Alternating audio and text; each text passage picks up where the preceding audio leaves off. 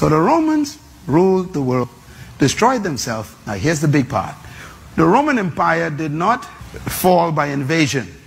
It fell by disintegration. Disintegration means it fell apart, like a piece of cake that just broke up in little pieces. That's how the Roman Empire fell apart. Well, you just broke up.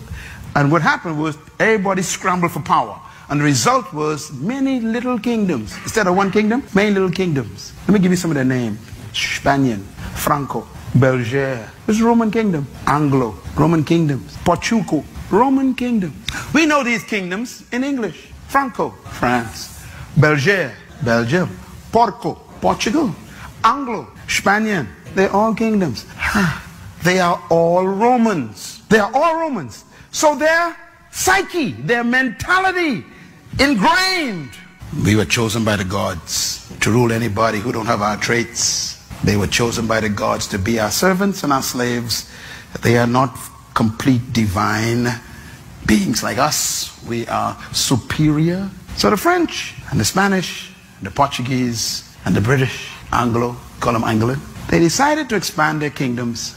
So they came to Africa and the Caribbean, and we call it colonization. Colonization is the expansion of Greek leadership philosophy. So going to Africa and bringing slaves over as merchandise was easy. Why? Big nose, big lip, dark skin, busy head, black eyes. I found 1 million servants, they say. So they come to the West, they establish their plantations, whether it is Carolina or Florida or Louisiana or the Bahamas or Jamaica or Barbados or St. Kitts or St. Thomas or St. Lucia or Guyana or Mexico. They had their plantations and they couldn't use the people they met here because they killed them out with disease. And so they went and found some divine slaves chosen by the gods to work the ground. And they brought them over on ships. And the first ones to bring them was the Portuguese. The Portuguese told the British, we found some people to work the farms. And the British said, where you got them from? They follow us. And they went to the west coast of Africa. And then the French found out. The French said, oh, let's go get some too. And then the Spanish says, oh, let's get some too. And everybody started dashing for divine slaves. Remember, divine means you were chosen by the gods. It's not racism. It's leadership philosophy. That is in the psyche of the system. Oh, I am here. You are here. Some of you of my pigmentation and millions of us here in the region because of a leadership philosophy. That's how important leadership is. If the blind lead the blind. We were being led. And they convinced you. Matter of fact, if you read the writings of the oppressor, they wrote things like this. They read the Bible on you. They said, now you must be good slaves. And they gave us Jesus. You wonder why, the black Muslims and people like that rose up? Because they even used Jesus as part of manipulation. Jesus said you must be nice slaves. Then you'll go to heaven. If you go to heaven, you'll get robe and shoes. You can't get them now because we ain't giving you none. But you get them and you get to heaven. So now so the slave in the farm starts singing, I got a shoe, massa, you got a shoe.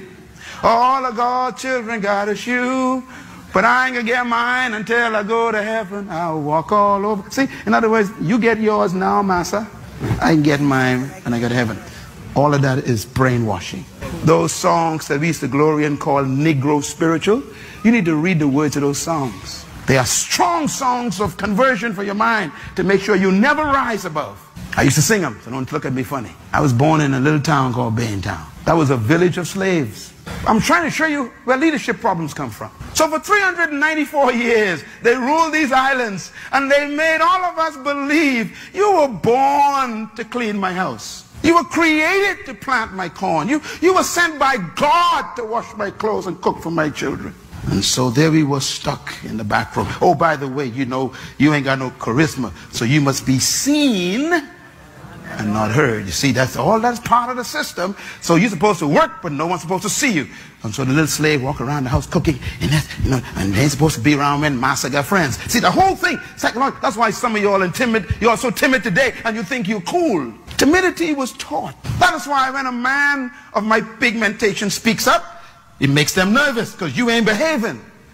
Some of y'all wonder why they thought Martin Luther King was a problem. Because he was a black man talking loud. You ain't supposed to talk loud. Stay in your southern church, have church with a stained glass window, and shout by yourself. Don't come out here telling us we're wrong.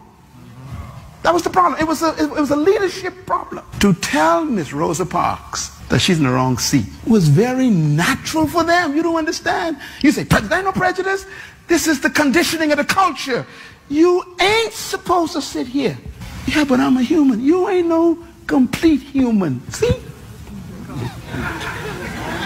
The gods told us where you're supposed to sit. In the back, they say. Divine assignment. I'm saying this for a reason. That is still here in the Bahamas. Yes. No matter how much school you go to, no matter how many degrees you get, no matter how much you think you know, when you come back, they tell you, you're just a smart slave. It's a leadership mentality. So now you know why Miles Monroe is angry. You see why I hate oppression? Because I got the truth. I love it. I love everybody. I like everybody, you know. I like everybody. But don't you ever imagine you're better than me.